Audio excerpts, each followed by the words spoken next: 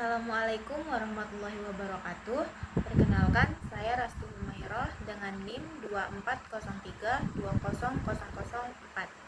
Hari ini, seperti biasa, mari meluangkan waktu sekitar 60 menit ke depan untuk membedah sebuah topik yang sangat fundamental, namun seringkali menentukan arah kesejahteraan suatu bangsa. Kita akan berbicara tentang bagaimana dunia mengelola sumber dayanya yang terbatas melalui apa yang kita sebut sebagai sistem ekonomi. Pernah nggak Anda merenungkan mengapa di suatu negara kita bebas mendirikan bisnis apa saja, sementara di negara lain pemerintah menentukan jenis pekerjaan dan jatah makanan warganya? Mengapa ada negara yang sangat kaya secara korporasi namun tingkat tunawismanya tinggi, sedangkan ada negara lain yang memprioritaskan pemerataan meski inovasinya terasa lambat? Semua jawaban dari pertanyaan-pertanyaan tersebut bermuara pada satu hal: sistem ekonomi apa yang mereka anut. Lebih jauh lagi, di tengah arus globalisasi dan krisis finansial yang berulang, dunia kini melirik sebuah alternatif yang tidak hanya berbicara tentang keuntungan materi, tetapi juga tentang moralitas, keadilan, dan keberlanjutan. Kita akan mengupas tuntas tentang ekonomi syariah atau ekonomi Islam dan bagaimana posisinya jika kita bandingkan secara objektif dengan sistem-sistem besar dunia seperti kapitalisme dan sosialisme. Guna memudahkan pemahaman kita, materi hari ini akan kita bagi menjadi 4 pilar pembahasan umum. Yang pertama, faktor-faktor yang mempengaruhi sistem ekonomi. Kita akan melihat apa aja yang ada di balik layar pembentukan sebuah sistem. Yang kedua, ragam sistem ekonomi dunia. Ini kita akan melakukan perjalanan sejarah dan geografis melihat berbagai sistem yang ada. Yang ketiga, perbandingan prinsip antara ekonomi kapitalis, sosialis, dan Islam. Lalu yang terakhir ada prinsip dan ciri utama ekonomi syariah sebagai fondasi masa depan. Mari kita mulai dari pertanyaan mendasar. Mengapa sistem ekonomi di dunia ini tidak seragam? Mengapa Indonesia tidak menggunakan sistem yang sama persis dengan Amerika Serikat? Dan mengapa Arab Saudi berbeda dengan Cina? Sistem ekonomi tidak lahir dari ruang hampa. Ia bukan sekedar teori di atas kertas yang ditulis oleh para ekonom lalu diadopsi begitu saja. Sistem ekonomi adalah produk dari sejarah, budaya, letak geografis, dan ideologi yang diyakini oleh masyarakat tersebut. Ada 4 faktor utama yang membentuk dan memengaruhi jalannya suatu sistem ekonomi di suatu negara. Mari kita bahas satu persatu secara mendalam. Yang pertama, ada ideologi dan falsafah bangsa. Faktor pertama dan yang paling fundamental adalah ideologi. Ideologi adalah kacamata yang digunakan suatu bangsa untuk melihat dunia. Ia menentukan apa yang dianggap baik dan apa yang dianggap buruk. Jika sebuah bangsa mengagungkan kebebasan individu atau individualisme dan percaya bahwa kemajuan hanya bisa dicapai jika setiap orang berkompetensi secara bebas, maka secara otomatis negara tersebut akan melahirkan sistem ekonomi yang liberal atau kapitalistik. Contoh klasiknya adalah Amerika Serikat. Sebaliknya, jika suatu bangsa menganggap bahwa kolektivitas dan kesetaraan adalah yang utama, dan bahwa kebebasan individu yang terlalu besar hanya akan melahirkan eksploitasi kaum kaya terhadap kaum miskin, maka ideologi ini akan melahirkan sistem ekonomi sosialis atau komando. Kita bisa melihat contoh ini pada sejarah Uni Soviet atau bentuk ekonomi terpusat di Korea Utara. Bagi kita di Indonesia, kita memiliki Pancasila, khususnya sila kelima, keadilan sosial bagi seluruh rakyat Indonesia. Falsafah ini melahirkan sistem ekonomi Pancasila, sebuah sistem ekonomi jalan tengah yang mencoba menyeimbangkan antara persaingan usaha yang sehat dengan fungsi kontrol sosial oleh negara. Yang kedua, ada sumber daya alam dan geografis. Faktor kedua adalah kondisi alamiah yang diberikan Tuhan kepada suatu wilayah.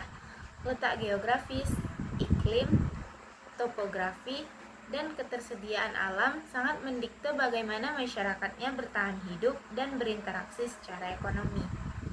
Negara yang memiliki kekayaan alam melimpah seperti minyak bumi di negara-negara Timur Tengah cenderung mengembangkan sistem ekonomi di mana negara memegang peran kuat dalam mengelola harta karun tersebut untuk untuk kemudian didistribusikan kepada rakyatnya. Sementara itu, negara dengan wilayah geografis yang kecil dan miskin sumber daya alam, seperti Singapura atau Jepang, dipaksa oleh alam untuk mengembangkan sistem ekonomi yang berbasis pada sektor jasa, teknologi, manufaktur, dan perdagangan internasional. Alam membentuk mentalis ekonomi masyarakatnya. Yang ketiga, ada sistem politik dan struktur kelembagaan. Ada ungkapan dalam ekonomi politik. Ekonomi dan politik adalah dua sisi dari satu koin yang sama. Anda tidak bisa mengubah sistem ekonomi tanpa mengubah konstelasi politiknya. Di negara dengan sistem politik demokratis, kebijakan ekonomi seringkali dipengaruhi oleh opini publik, lobi-lobi industri, dan siklus pemilu. Kebijakan pajak, subsidi, dan upah minimum bisa berubah tergantung siapa partai yang sedang berkuasa. Sebaliknya, di negara dengan sistem politik otoriter atau satu partai, keputusan ekonomi dapat diambil dengan sangat cepat dan radikal tanpa perlu khawatir terhadap oposisi. Cina adalah contoh menarik, di mana sistem politiknya adalah komunisme yang ketat. Namun demi pertumbuhan ekonomi, mereka mengadopsi elemen pasar kapitalis dalam apa yang mereka sebut sebagai sosialisme dengan karakteristik Tiongkok. Yang keempat, ada faktor sosial budaya, agama, dan nilai-nilai historis. Manusia bukanlah robot ekonomis yang hanya berpikir untung rugi secara sistematis. Manusia adalah makhluk berbudaya dan beragama. Nilai-nilai, norma adat, kearifan lokal, dan keyakinan spiritual memegang peran yang luar biasa dalam mengendalikan perilaku ekonomi. Sebagai contoh, di masyarakat yang memiliki budaya gotong royong yang kuat seperti di pedesaan Indonesia, transaksi ekonomi seringkali melibatkan unsur non-materi. Orang membantu tetangganya memanen padi bukan sekadar demi upah harian, melainkan karena ikatan sosial. Disinilah pula agama masuk sebagai faktor determinan. Bagi seorang muslim, ekonomi bukan sekadar urusan perut dan duniawi, melainkan bagian dari ibadah yang akan dipertanggungjawabkan di akhirat. Larangan riba, perintah zakat, dan keharusan mengonsumsi produk halal bukanlah produk hukum negara, melainkan instruksi teologis. Ketika nilai-nilai agama diinstitusionalkan ke dalam kebijakan publik, lahirlah apa yang kita sebut hari ini sebagai sistem ekonomi syariah. Sebelum kita melangkah ke bab berikutnya, mari kita renungkan, sistem ekonomi di sekitar kita hari ini adalah hasil kompromi panjang dari keempat faktor tadi. Tidak ada sistem yang murni 100% instan. Semuanya berevolusi mengikuti perkembangan zaman. Sekarang, kita beralih ke poin kedua, ragam sistem ekonomi dunia. Dalam literatur ekonomi makro secara historis, kita mengenal setidaknya 4 kelompok besar sistem ekonomi yang pernah dan sedang diterapkan oleh peradaban manusia. Mari kita bedah satu persatu, melihat bagaimana masing-masing sistem menjawab 3 pertanyaan mendasar ekonomi. Apa yang diproduksi? Bagaimana memproduksinya? Dan untuk siapa hasil produksi tersebut? Mari kita bahas lebih lanjut. Yang pertama, sistem ekonomi tradisional. Ini adalah sistem ekonomi tertua dalam sejarah manusia. Dan percaya atau tidak, di beberapa belahan bumi yang terisolasi, sistem ini masih eksis. Karakteristik utamanya berupa kegiatan ekonomi yang diatur berdasarkan adat istiadat, tradisi turun-menurun, dan kebiasaan. Teknologi yang digunakan masih sangat sederhana dan produktivitasnya rendah. Mekanismenya itu sistem barter atau tukar-menukar barang masih dominan. Tujuan utama kegiatan ekonomi bukanlah untuk menimbun kekayaan atau mencari profit besar, melainkan sekadar untuk bertahan hidup. Kelebihan dari ini, hubungan kekeluargaannya masih sangat erat, minim konflik horizontal, dan kelestarian alam sangat terjaga karena tidak ada eksploitasi besar-besaran. Namun, ada juga kelemahannya, yaitu sangat rentan terhadap perubahan alam seperti gagal panen atau kemarau, pertumbuhan ekonomi yang sangat lambat, dan standar kehidupan masyarakatnya cenderung rendah karena sulit menerima inovasi baru. Yang kedua, ada sistem ekonomi pasar, kapitalis atau liberal. Sistem ini lahir sebagai anestesi terhadap kekuatan mutlak raja-raja dan sistem feodal di Eropa pada abad ke-18, yang kemudian dikonseptualisasikan oleh Adam Smith dalam bukunya yang monumental The Wealth of Nations. Karakteristik utamanya yaitu seluruh sumber daya ekonomi dan alat produksi dimiliki penuh oleh pihak swasta atau individu, ada pengakuan mutlak atas hak milik pribadi. Cara mekanismenya yaitu pemerintah dilarang keras ikut campur dalam perekonomian, bahkan pasar bekerja sendiri melalui mekanisme penawaran dan permintaan. Persaingan bebas adalah bahan bakar utama untuk memicu efisiensi dan inovasi. Kelebihannya itu kreativitas masyarakat berkembang luar biasa karena setiap orang berlomba-lomba menjadi yang terbaik demi keuntungan pribadi. Produksi barang sangat melimpah dan kualitasnya tinggi karena adanya kompetisi. Kelemahannya yaitu terjadinya kesenjangan ekonomi yang sangat lebar antara si kaya dan si miskin. Munculnya monopoli oleh korporasi raksasa yang mematikan usaha kecil, serta sering terjadinya krisis ekonomi periodik akibat eksploitasi pasar yang berlebihan. Yang ketiga ada sistem ekonomi komando, sosialis atau terpusat.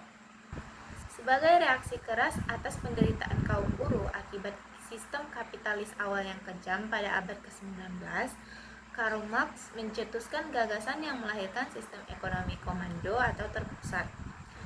Karakteristik utama sistem ini kebalikan total dari sistem pasar. Di sini, hak milik individu atas alat produksi dihapus, sawah, pabrik, tambang, semuanya diambil alih oleh negara atas nama rakyat. Mekanismenya, pemerintah memegang pusat kendali absolut. Pemerintahan yang menentukan apa yang harus diproduksi, berapa jumlahnya, bagaimana cara membuatnya, hingga berapa harga jualnya di pasar. Masyarakat bekerja sebagai pegawai negara. Kelebihan dari sistem ini jaminan sosial yang tinggi, tidak ada pengangguran ekstrim karena semua orang diberi pekerjaan oleh negara.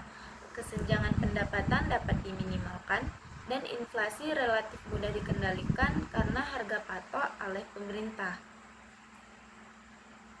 Kelemahannya itu ada mematikan inisiatif dan daya kreatif individu. Mengapa seseorang harus bekerja keras berinovasi jika pada akhirnya gajinya disamakan dengan orang yang bekerja santai? Sistem ini juga rentan terhadap inefisiensi birokrasi dan korupsi jalur belakang, yang secara historis terbukti meruntuhkan perekonomian blok Uni Soviet. Selanjutnya ada sistem ekonomi campuran, mixed economy. Menyadari bahwa sistem pasar murni terlalu kejam dan sistem komando murni terlalu kaku, mayoritas negara di dunia saat ini memilih jalan tengah, yaitu sistem ekonomi campuran. Karakteristik utama sistem ini mengkombinasikan kebebasan swasta dengan intervensi pemerintah yang terukur. Mekanismenya itu sektor-sektor yang menguasai hajat hidup orang banyak seperti listrik, air, dan pertahanan dikuasai oleh negara melalui badan usaha milik negara atau BUMN. Namun, di luar sektor strategis tersebut, swasta dan masyarakat diberikan kebebasan seluas-luasnya untuk membuka usaha dan berkompetisi secara sehat. Pemerintah bertindak sebagai wasit melalui regulasi, hukum anti persaingan tidak sehat, serta kebijakan pajak untuk mendistribusikan kembali kekayaan dalam bentuk fasilitas publik, kesehatan, dan pendidikan gratis. Kita memasuki inti analisis kita. Agar kita tidak terjebak pada definisi normatif, mari kita lakukan komparasi analitis yang tajam. Kita akan membandingkan 3 sistem besar dunia, yaitu kapitalisme, sosialisme, dan ekonomi Islam, menggunakan 3 indikator fundamental, yakni ada hak kepemilikan, motivasi utama aktivitas, dan peran pemerintah. Indikator yang pertama, hak kepemilikan atau ownership. Dalam kapitalisme, kepemilikan pribadi adalah sesuatu yang sakral. Jika Anda memiliki sebidang tanah, Anda berhak mengeksploitasinya, mendiamkannya, atau menjualnya dengan harga berapapun tanpa boleh diintervensi orang lain. Manusia adalah pemilik mutlak atas apa yang diusahakannya. Dalam sosialisme, kepemilikan individu atas faktor produksi dianggap sebagai akar kejahatan penindasan. Maka, hak milik pribadi dihapuskan untuk komoditas strategis. Hak milik dialihkan secara mutlak kepada kolektivitas yang dipresentasikan oleh negara. Dalam ekonomi Islam, konsep kepemilikannya sangat unik dan revolusioner. Islam menyatakan bahwa pemilik mutlak atas segala sesuatu di alam semesta ini adalah Allah Subhanahu wa taala. Manusia hanyalah menerima titipan atau amanah untuk mengelolanya sementara waktu di bumi. Karena statusnya hanya sebagai pemegang amanah, maka manusia tidak boleh menggunakannya sesuka hati. Islam mengakui hak milik pribadi. Anda boleh kaya, boleh punya rumah, mobil, dan perusahaan, tetapi dalam harta pribadi tersebut ada hak orang lain yang wajib dikeluarkan melalui zakat, infak, dan sedekah. Selain itu, Islam juga mengakui hak milik umum seperti air, padang rumput, api, dan energi yang tidak boleh dimonopoli oleh individu. Indikator kedua, motivasi aktivitas ekonomi, driving force. Dalam kapitalisme, dorongan utamanya adalah kepentingan pribadi dan maksimalisasi keuntungan materi. Rasionalitas diukur dari seberapa besar materi yang bisa dikumpulkan dengan pengorbanan sekecil-kecilnya. Dalam sosialisme, dorongan utamanya adalah rasa kesamarataan dan kepatuhan terhadap perencanaan negara. Sukses diukur ketika seluruh instruksi target produksi dari pusat terpenuhi dan kebutuhan dasar masyarakat tercukupi secara merata. Dalam ekonomi Islam, motivasi utamanya melampaui batas dunia materi. Kita mengenal konsep falah, yaitu kebahagiaan, kesuksesan, dan kesejahteraan yang sejati baik di dunia maupun di akhirat kelak. Ekonomi Islam tidak melarang orang mencari untung. Berbisnis sangat dianjurkan. Bahkan Nabi Muhammad SAW adalah seorang pedagang internasional yang sukses. Namun, pencarian keuntungan finansial harus berjalan seiring dengan kepatuhan terhadap syariat. Keuntungan finansial tanpa berkah dan keridhaan Allah adalah kerugian yang nyata dalam perspektif Islam. Indikator yang ketiga, ada peran pemerintah dalam perekonomian. Dalam kapitalisme, peran pemerintah seminimal mungkin. Pemerintah hanya bertindak seperti petugas keamanan malam hari yang bertugas memastikan hukum berjalan, tidak ada pencurian, dan pasar berjalan tertib.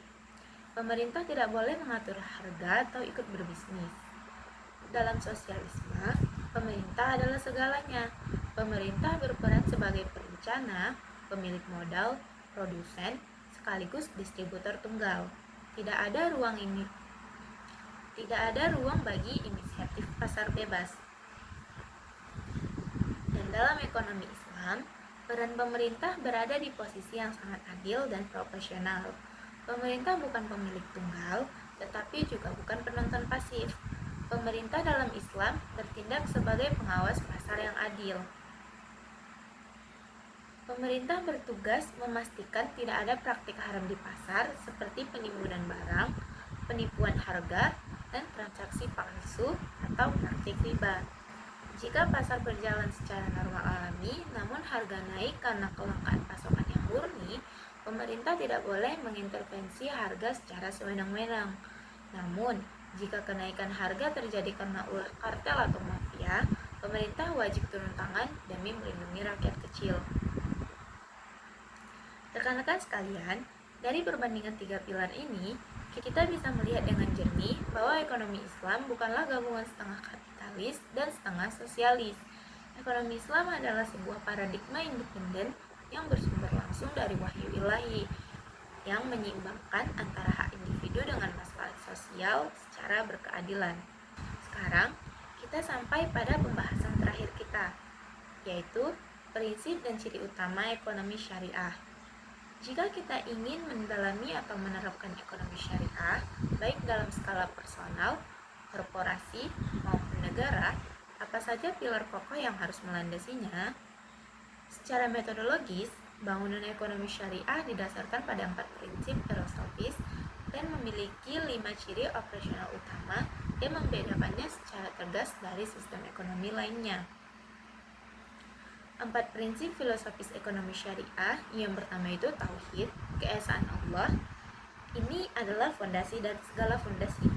Semua aktivitas ekonomi kita, baik memproduksi, mengonsumsi, maupun mendistribusikan kekayaan, harus dilandasi kesadaran bahwa Allah menyaksikan kita, dan kita akan mempertanggungjawabkan setiap rupiah yang kita dapatkan dan kita belanjakan di hadapannya kelak.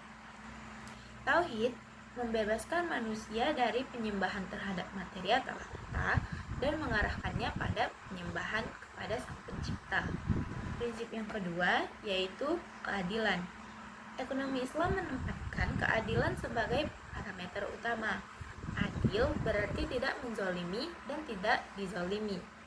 Transaksi ekonomi dinyatakan sah ketika kedua belah pihak merasa ridho tanpa ada unsur paksaan, penipuan, atau eksploitasi pihak yang kuat terhadap pihak yang lemah.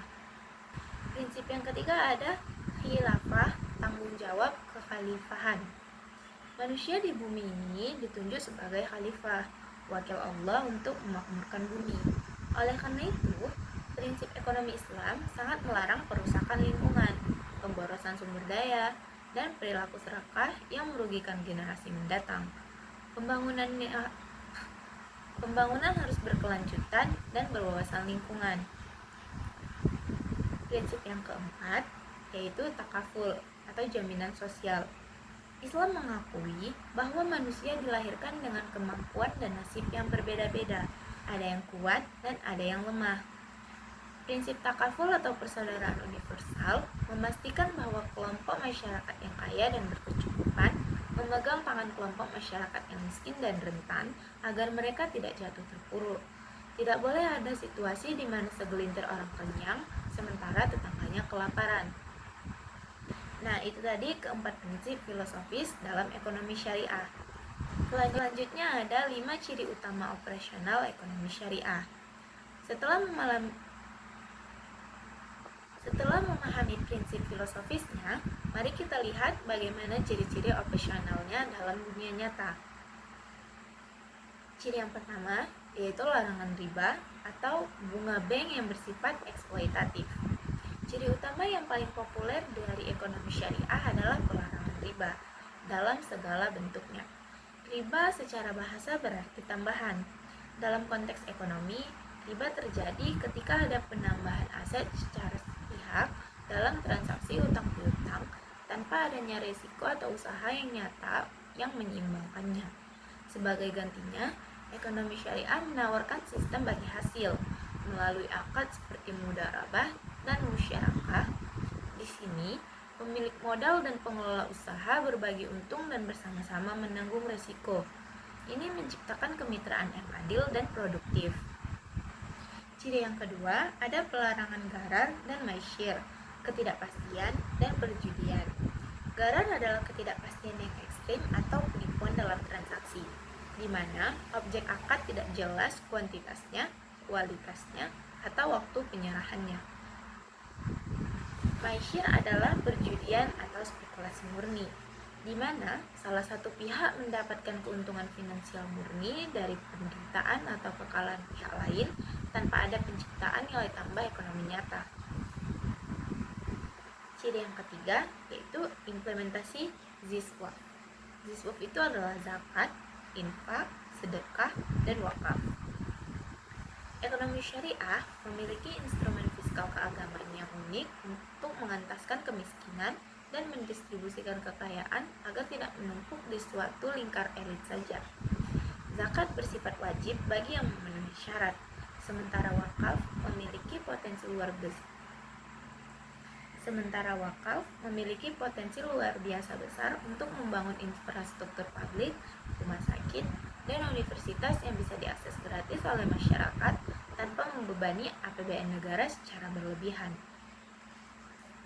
Ciri yang keempat, pengakuan hak milik multimedia. Ciri yang keempat, pengakuan hak milik multidimensi.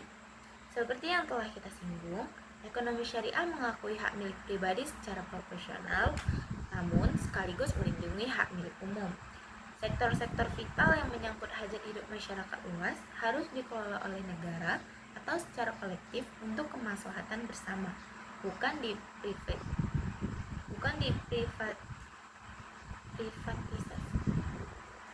diprivatisasi secara ugal-ugalan demi keuntungan korporasi multinasional.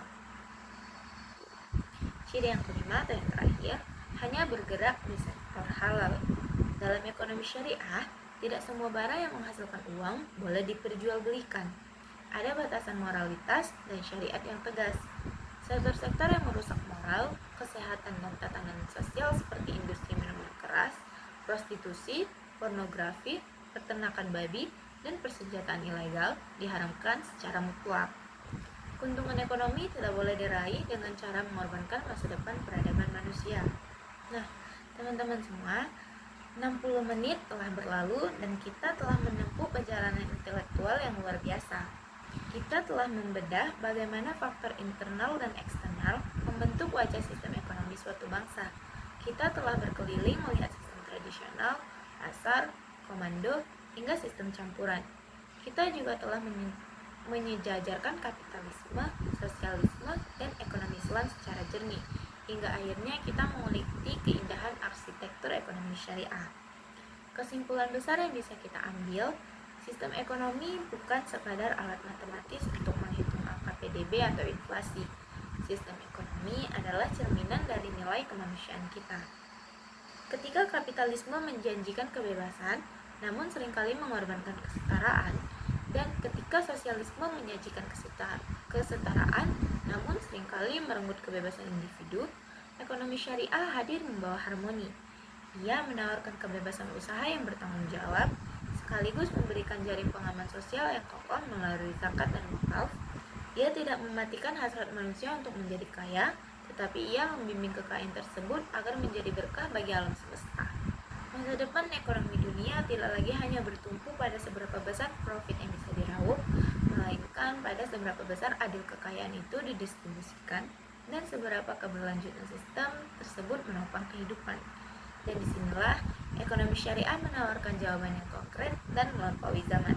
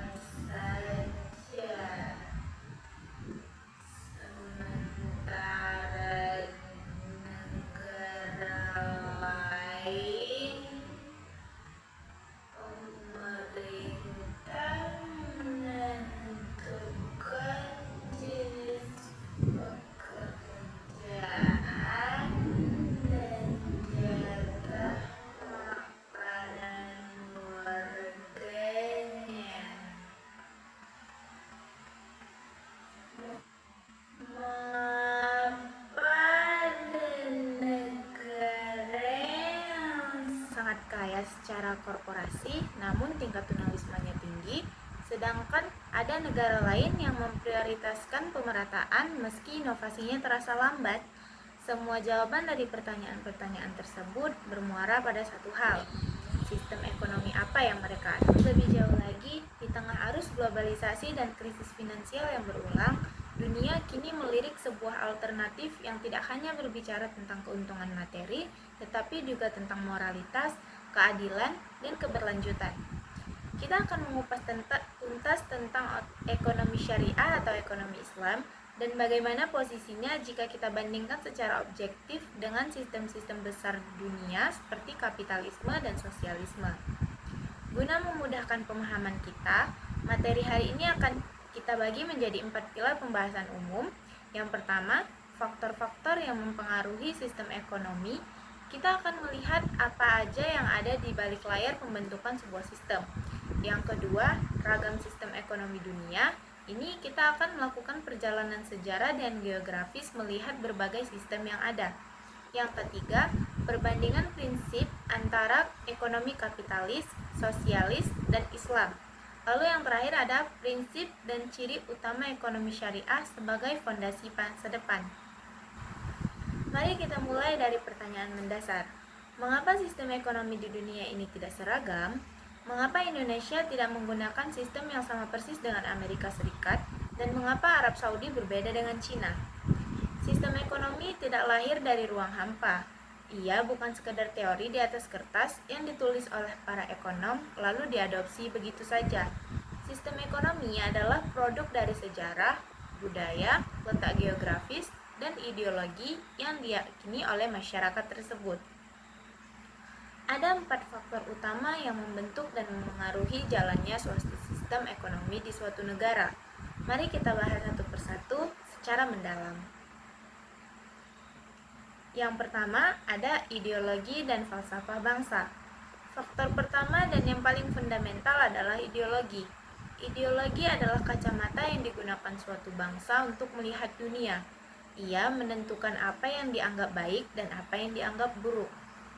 Jika sebuah bangsa mengagungkan kebebasan individu atau individualisme dan percaya bahwa kemajuan hanya bisa dicapai jika setiap orang berkompetensi secara bebas, maka secara otomatis negara tersebut akan melahirkan sistem ekonomi yang liberal atau kapitalistik.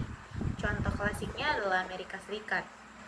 Sebaliknya, jika suatu bangsa menganggap bahwa kolektivitas dan kesetaraan adalah yang utama, dan bahwa kebebasan individu yang terlalu besar hanya akan melahirkan eksploitasi kaum kaya terhadap kaum miskin, maka ideologi ini akan melahirkan sistem ekonomi sosialis atau komando. Kita bisa melihat contoh ini pada sejarah Uni Soviet atau bentuk ekonomi terpusat di Korea Utara. Bagi kita di Indonesia, kita memiliki Pancasila, khususnya sila kelima, keadilan sosial bagi seluruh rakyat Indonesia. Falsafah ini melahirkan sistem ekonomi Pancasila, sebuah sistem ekonomi jalan tengah yang mencoba menyeimbangkan antara persaingan usaha yang sehat dengan fungsi kontrol sosial oleh negara. Yang kedua, ada sumber daya alam dan geografis. Faktor kedua adalah kondisi alamiah yang diberikan Tuhan kepada suatu wilayah. Letak geografis, iklim, topografi, dan ketersediaan alam sangat mendikte bagaimana masyarakatnya bertahan hidup dan berinteraksi secara ekonomi. Negara yang memiliki kekayaan alam melimpah seperti minyak bumi di negara-negara Timur Tengah cenderung mengembangkan sistem ekonomi di mana negara memegang peran kuat dalam mengelola harta karun tersebut untuk kemudian didistribusikan kepada rakyatnya. Sementara itu, negara dengan wilayah geografis yang kecil dan miskin sumber daya alam, seperti Singapura atau Jepang, dipaksa oleh alam untuk mengembangkan sistem ekonomi yang berbasis pada sektor jasa, teknologi, manufaktur, dan perdagangan internasional. Alam membentuk mentalis ekonomi masyarakatnya. Yang ketiga, ada sistem politik dan struktur kelembagaan. Ada ungkapan dalam ekonomi politik. Ekonomi dan politik adalah dua sisi dari satu koin yang sama. Anda tidak bisa mengubah sistem ekonomi tanpa mengubah konstelasi politiknya. Di Di negara dengan sistem politik demokratis, kebijakan ekonomi seringkali dipengaruhi oleh opini publik, lobi-lobi industri, dan siklus pemilu. Kebijakan pajak, subsidi, dan upah minimum bisa berubah tergantung siapa partai yang sedang berkuasa.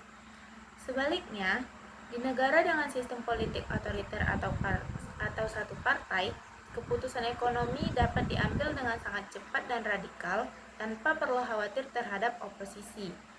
Cina adalah contoh menarik, di mana sistem politiknya adalah komunisme yang ketat, namun demi pertumbuhan ekonomi, mereka mengadopsi elemen pasar kapitalis dalam apa yang mereka sebut sebagai sosialisme dengan karakteristik Tiongkok. Yang keempat, ada faktor sosial budaya, agama, dan nilai-nilai historis. Manusia bukanlah robot ekonomis yang hanya berpikir untung rugi secara sistematis. Manusia adalah makhluk berbudaya dan beragama. Nilai-nilai, norma adat, kearifan lokal, dan keyakinan spiritual memegang peran yang luar biasa dalam mengendalikan perilaku ekonomi.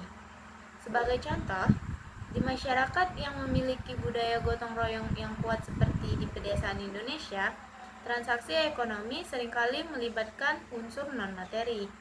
Orang membantu tetangganya memanen padi bukan sekadar demi upah harian, melainkan karena ikatan sosial. Disinilah pula agama masuk sebagai faktor determinan. Bagi seorang muslim, ekonomi bukan sekadar urusan perut dan duniawi, melainkan bagian dari ibadah yang akan dipertanggungjawabkan di akhirat. Larangan riba, perintah zakat, dan keharusan mengonsumsi produk halal bukanlah produk hukum negara, melainkan instruksi teologis. Ketika nilai-nilai agama diinstitusionalkan ke dalam kebijakan publik, lahirlah apa yang kita sebut hari ini sebagai sistem ekonomi syariah. Sebelum kita melangkah ke bab berikutnya, mari kita renungkan, sistem ekonomi di sekitar kita hari ini adalah hasil kompromi panjang dari keempat faktor tadi. Tidak ada sistem yang murni 100% instan. Semuanya berevolusi mengikuti perkembangan zaman. Sekarang, kita beralih ke poin kedua, ragam sistem ekonomi dunia. Dalam literatur ekonomi makro secara historis, kita mengenal setidaknya 4 kelompok besar sistem ekonomi yang pernah dan sedang diterapkan oleh peradaban manusia. Mari kita bedah satu persatu, melihat bagaimana masing-masing sistem menjawab 3 pertanyaan mendasar ekonomi. Apa yang diproduksi? Bagaimana memproduksinya? Dan untuk siapa hasil produksi tersebut? Mari kita bahas lebih lanjut. Yang pertama, sistem ekonomi tradisional. Ini adalah sistem ekonomi tertua dalam sejarah manusia. Dan percaya atau tidak, di beberapa belahan bumi yang terisolasi, sistem ini masih eksis. Karakteristik utamanya berupa kegiatan ekonomi yang diatur berdasarkan adat istiadat, tradisi turun-menurun, dan kebiasaan. Teknologi yang digunakan masih sangat sederhana dan produktivitasnya rendah. Mekanismenya itu sistem barter atau tukar-menukar barang masih dominan. Tujuan utama kegiatan ekonomi bukanlah untuk menimbun kekayaan atau mencari profit besar, melainkan sekadar untuk bertahan hidup. Kelebihan dari ini, hubungan kekeluargaannya masih sangat erat, minim konflik horizontal, dan kelestarian alam sangat terjaga karena tidak ada eksploitasi besar-besaran. Namun, ada juga kelemahannya, yaitu sangat rentan terhadap perubahan alam seperti gagal panen atau kemarau, pertumbuhan ekonomi yang sangat lambat, dan standar kehidupan masyarakatnya cenderung rendah karena sulit menerima inovasi baru. Yang kedua, ada sistem ekonomi pasar, kapitalis atau liberal. Sistem ini lahir sebagai anestesi terhadap kekuatan mutlak raja-raja dan sistem feodal di Eropa pada abad ke-18 yang kemudian dikonseptualisasikan oleh Adam Smith dalam bukunya yang monumental The Wealth of Nations. Karakteristik utamanya yaitu seluruh sumber daya ekonomi dan alat produksi dimiliki penuh oleh pihak swasta atau individu, ada pengakuan mutlak atas hak milik pribadi. Cara mekanismenya yaitu pemerintah dilarang keras ikut campur dalam perekonomian, bahkan pasar bekerja sendiri melalui mekanisme penawaran dan permintaan. Persaingan bebas adalah bahan bakar utama untuk memicu efisiensi dan inovasi.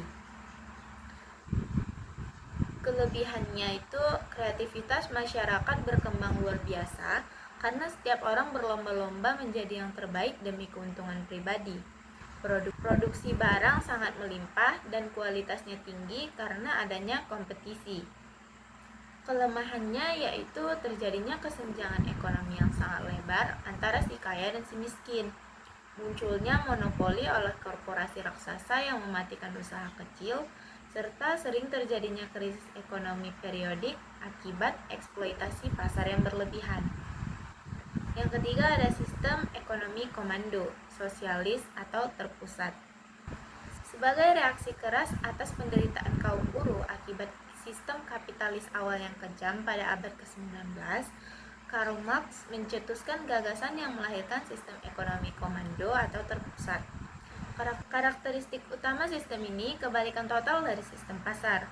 Di sini, hak milik individu atas alat produksi dihapus, sawah, pabrik, tambang, semuanya diambil alih oleh negara atas nama rakyat. Mekanismenya, pemerintah memegang pusat kendali absolut. Pemerintahan yang menentukan apa yang harus diproduksi, berapa jumlahnya, bagaimana cara membuatnya, hingga berapa harga jualnya di pasar. Masyarakat bekerja sebagai pegawai negara. Kelebihan dari sistem ini jaminan sosial yang tinggi, tidak ada pengangguran ekstrim karena semua orang diberi pekerjaan oleh negara.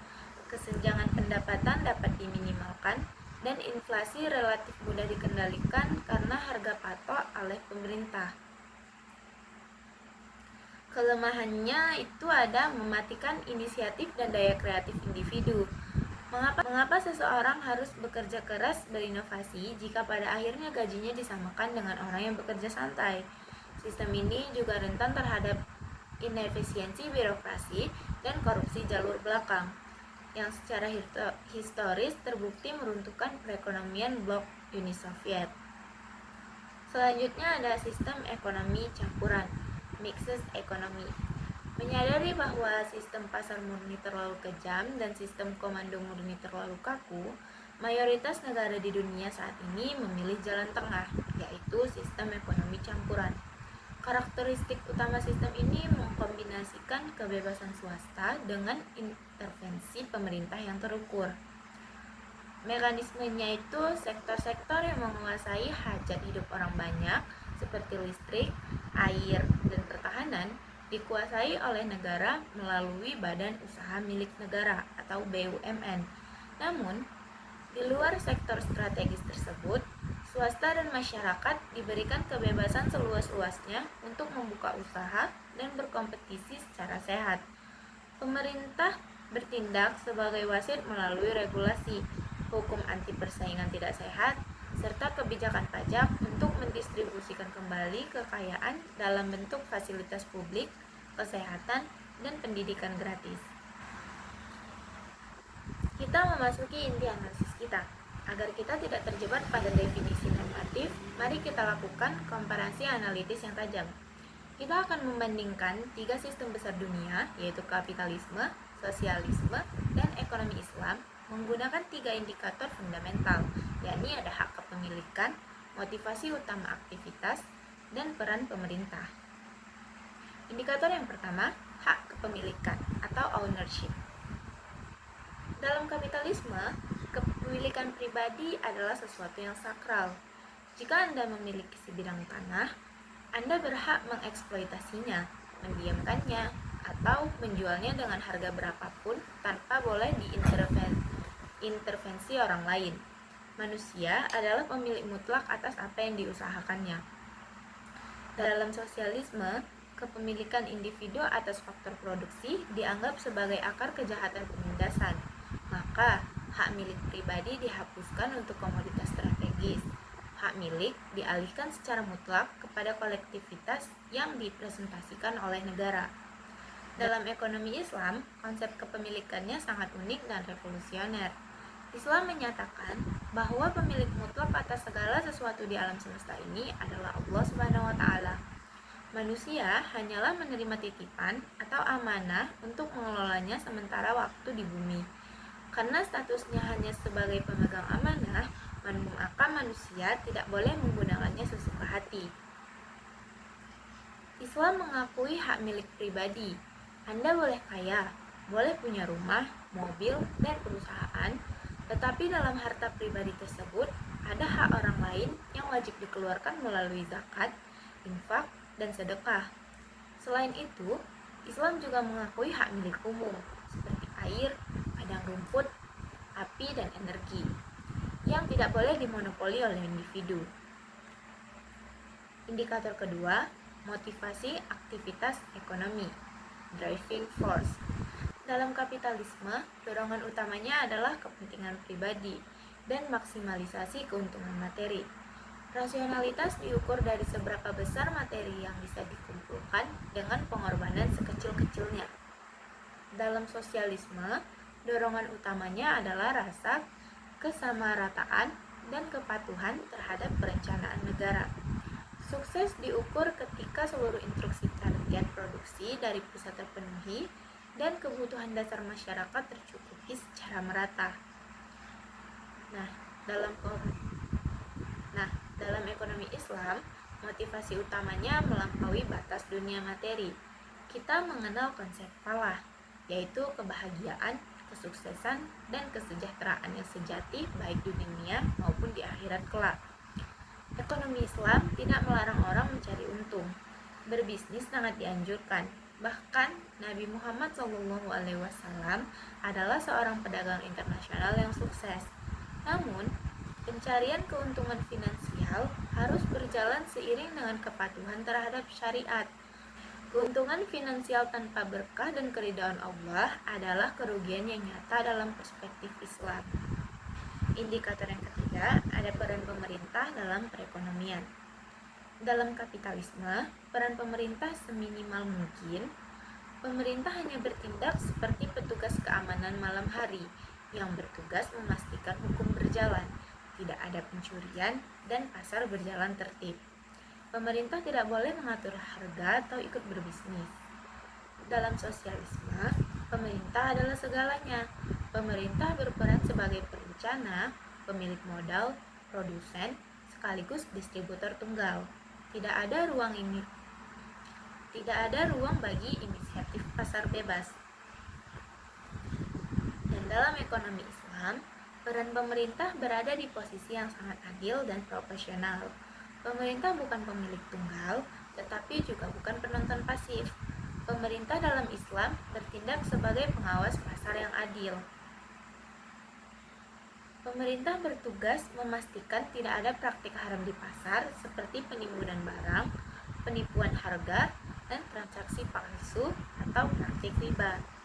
Jika pasar berjalan secara normal alami, namun harga naik karena kelangkaan pasokan yang murni, pemerintah tidak boleh mengintervensi harga secara sewenang-wenang. Namun, jika kenaikan harga terjadi karena ulah kartel atau mafia, pemerintah wajib turun tangan demi melindungi rakyat kecil. Rekan-rekan sekalian, dari perbandingan tiga pilar ini, kita bisa melihat dengan jernih bahwa ekonomi Islam bukanlah gabungan setengah kapitalis dan setengah sosialis. Ekonomi Islam adalah sebuah paradigma independen yang bersumber langsung dari wahyu ilahi, yang menyeimbangkan antara hak individu dengan masalah sosial secara berkeadilan.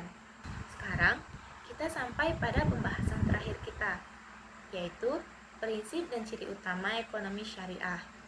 Jika kita ingin mendalami atau menerapkan ekonomi syariah, baik dalam skala personal, korporasi, maupun negara, apa saja pilar pokok yang harus melandasinya?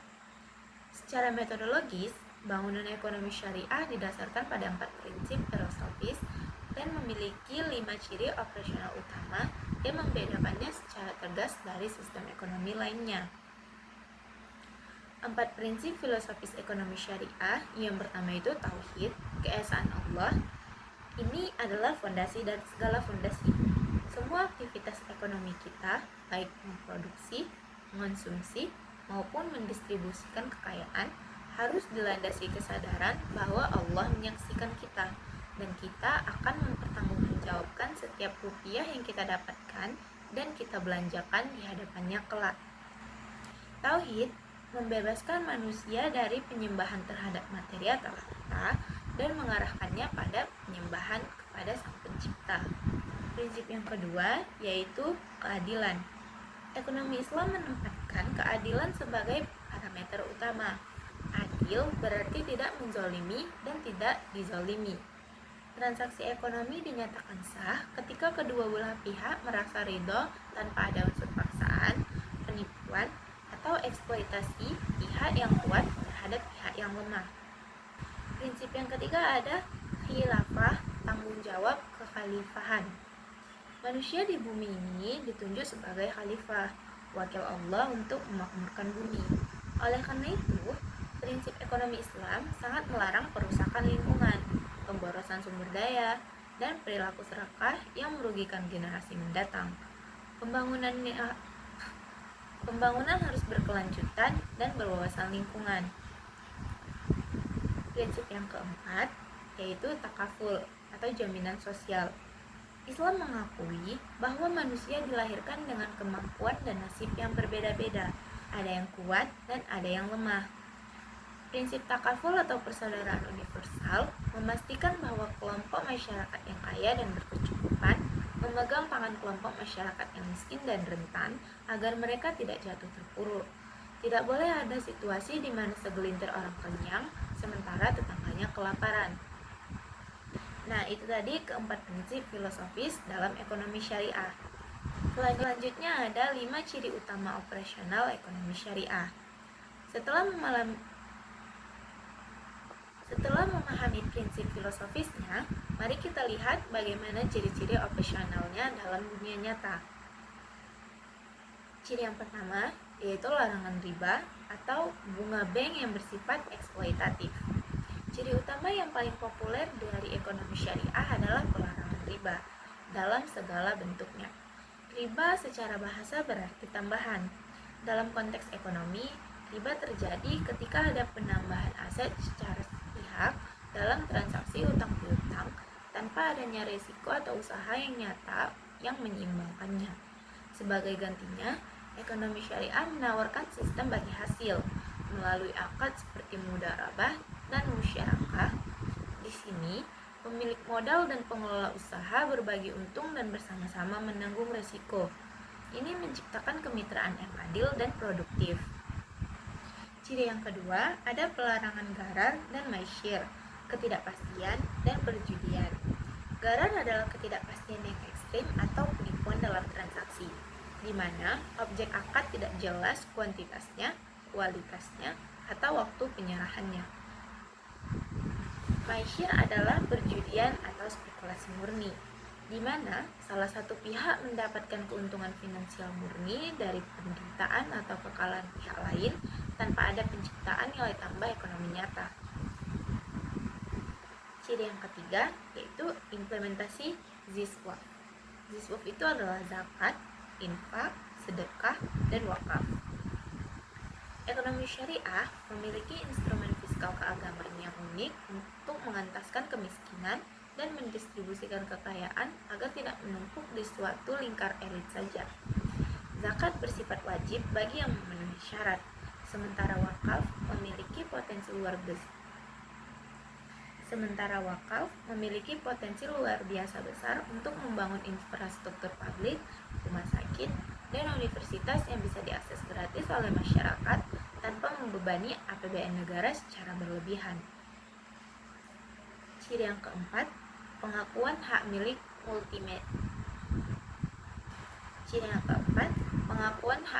multidimensi. Seperti yang telah kita singgung, ekonomi syariah mengakui hak milik pribadi secara proporsional, namun sekaligus melindungi hak milik umum. Sektor-sektor vital yang menyangkut hajat hidup masyarakat luas harus dikelola oleh negara atau secara kolektif untuk kemaslahatan bersama, bukan